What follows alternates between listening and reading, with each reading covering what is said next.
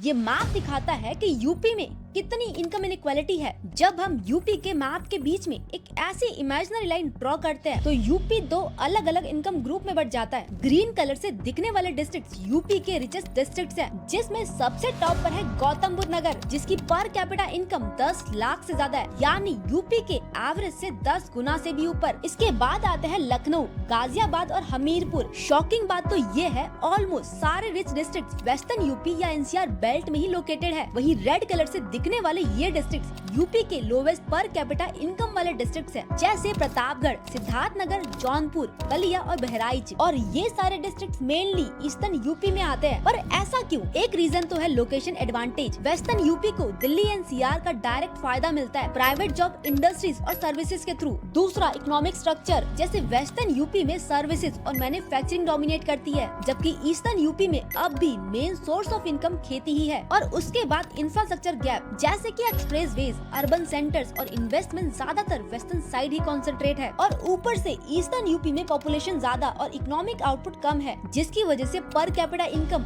और नीचे चली जाती है। इसीलिए यूपी के अंदर ही एक फास्ट ग्रोइंग यूपी और एक स्ट्रगलिंग यूपी साथ साथ चल रहा है। वैसे आप यूपी में कहाँ से है? पेज को फॉलो करके कमेंट से बताओ।